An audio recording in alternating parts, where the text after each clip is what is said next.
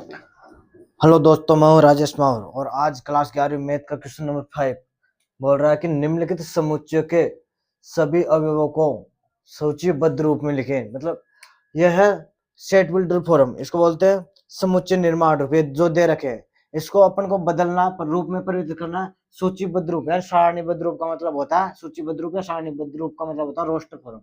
कौन सा? Roster form है ना, रोस्टर फॉर्म, रोस्टर रूप है ना, तो इसको रोस्टर रूप में चेंज करेंगे, रोस्टर रूप में चेंज करेंगे। तो देखते हैं नंबर 1, एक्स सच डेट, इसको बोलते हैं सच डेट, इसको सच डेट बोलते हैं। इसका मतलब होता है इस प्रकार, इंग्लिश में इसको बोलते हैं सच डेट। इस प्रकार भाई, इस प्रकार एक्स सच डेट यानी एक्स इस प्रकार है ना। तो देखो ए बराबर एक्स सच डेट इस प्रकार है कि एक्स एक विषम प्राकृत संख्या। विषम प्राकृत संख्या क्या होती है? 1 3 5 7 9 चलती रहती है अनंत, है ना। यहाँ पे कोई प्रतिबंध नहीं दिया, इस प्रकार नहीं दिया ना। तो विषम प्राकृत संख्या क्या होती है?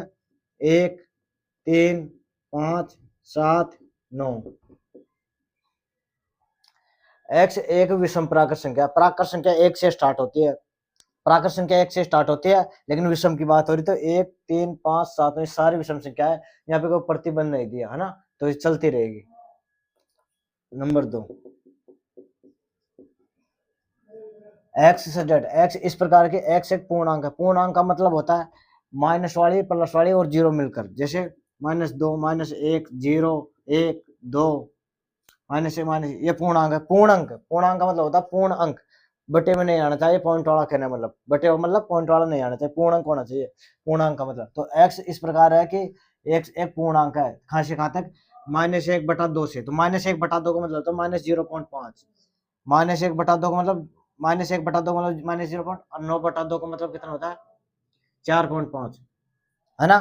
तो -3 लगा दो और यहाँ लगा दो 3 और 4 और यहाँ -4 लगा दो। देखो -1/2 का मतलब होता है -0.5, इससे बड़ा देखो, इससे तो बड़ा या बराबर हो, इससे तो बराबर या बड़ा और इसके बराबर, मतलब इसके बराबर, बराबर का लग रहा है, या इसके बराबर या बड़ा छोटा हो ना। तो देखो 4.5 और 0.5 तो आते नहीं पूर्णांक में, पूर्णांक में तो आती है कंप्लीट संख्या, पॉइंट में नहीं आती। तो ये दोनों तो आएंगे नहीं, इन दोनों के, इनके बीच वाली। तो देखो 0.5 के बीच वाले, देखो 0.5 माइनस का यहाँ आएगा भाई, 0.5 यहाँ आएगा, यहाँ पे आएगा 0.5 माइनस का, और ये 4.5 खाएंगे, यहाँ आएगा 4.5 के बीच में, 4 और 5 के बीच में 4.5। तो देखो पूर्णांक देखो कौन कौन सी हो गई, 0 1 2 3 4, कौन कौन सी? 0 1 2 3 4, ये हो गई ना। तो यहाँ पे लिख दो 0 1 2 3 4। 9/2 का मतलब है 4.5, 4.5, इससे छोटा चाहिए एक्स, तो इससे छोटा 4। -1/2 मतलब -0.5, भाई -1/2 का मतलब है 0 -0.5, इससे बड़ा चाहिए, तो इससे बड़ा 0 आएगा, है ना, 0 आएगा। 0 1 2 3 4 ये आ गया। तीसरा सी, एक्स जेड इस प्रकार है कि एक्स एक पूर्णांक है। पूर्णांक मतलब वही प्लस माइनस और पूर्णांक होने चाहिए, पॉइंट में भिन्न में नहीं होने चाहिए, है ना। जीरो भी हो सकता है, जीरो भी या तो पूर्णांक। तो देखो एक्स स्क्वायर, ये बराबर का भी और छोटा भी, या तो छोटा हो सकता है या बराबर का। तो जैसे मान लेते हैं एक्स बराबर 4 है, तो एक्स बराबर 4, तो एक्स बराबर होता है √+- यानी +-2। ये तो एक्स का मान आ गया, लेकिन यह छोटा भी दे रखा है, मतलब छोटा मतलब ये ऐसे है, इससे छोटा। तो x का मान देख 2 से छोटा और क्या होता है पूर्णांक में? देखो x का मान 2, x का मान होता है +2 हो -2 हो, तो x का मान +-2 +-1 हो 0। अब 0 तो प्लस माइनस होता नहीं, 0 तो 0 होता है ना, ना तो प्लस होता ना माइनस। तो देखो x का मान +-2, इससे कम, देखो यार छोटा भी आ सकता है, x का मान छोटा भी आ सकता है, तो +-1, 2 से छोटा है प्लस का 1 भी माइनस का 1 भी, है ना। और 0 भी आ सकता है, क्या आ सकता है? 0 भी आ सकता है ना, 0 भी आ सकता है। एक पर देखो, -2, -1, 0, 1, 2, -1, -2, -2, -1, 0, 1 और 2। ठीक है, ये आगे तो लिख दो। ऐसे लिखना चाहो तो ऐसे भी लिख सकते हो आप, ऐसे +- तो +-1 और 0, ये भी सही है। ऐसे भी लिख सकते हो, ऐसे भी लिख सकते हो, +- एक जगह लगा के, कोई गलत नहीं है। अलग अलग लिखो तो अलग अलग लिख सकते हो, जैसे -2, -1, 0, 1, 2, ये भी सही है। एक साथ लिखो तो एक साथ भी लिख सकते हो, ऐसे एक ही बात है। +-2, +-1 और 0, ऐसे भी लिख सकते हो, है ना।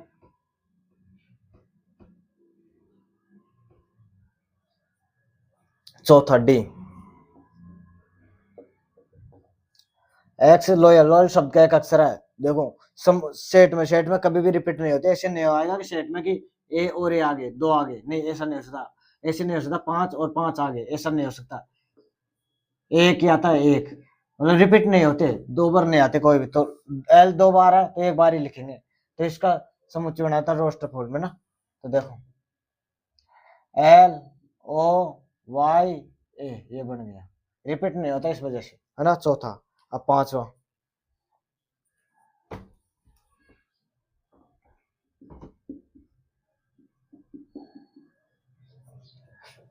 एक्स एक वर्ष का ऐसा महीना है जिसमें 31 दिन नहीं होते।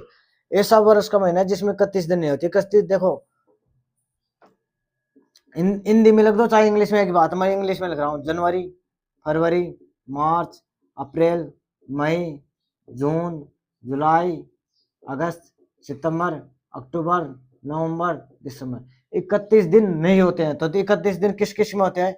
31 दिन इसमें होते हैं, जनवरी में, मार्च में, मई में, जुलाई और अगस्त में, और अक्टूबर में, और दिसंबर में। इनमें तो क्या होता है, 31 दिन होते हैं। जनवरी, मार्च, मई, जुलाई, अगस्त, अक्टूबर, दिसंबर। और बाकी में कितने होते हैं? 30 और या 28, 29 फरवरी में। फरवरी में 28, 29 या फिर 30। तो इनको लिख दो, फरवरी, अप्रैल, जून, फरवरी, अप्रैल, जून, सितंबर और नवंबर, सितंबर, नवंबर। ठीक है, ये आ गई। इनमें क्या कि 30 होते हैं या 28, 29 फरवरी में होता है ना। तो ये बच गए, ये आ गया फरवरी, अप्रैल, जून, सितंबर, नवंबर। और बाकी में रह गए जिनमें चिन्ह लग रहे हैं उनमें 31 दिन होते हैं। तो इसका बन जाएगा ना,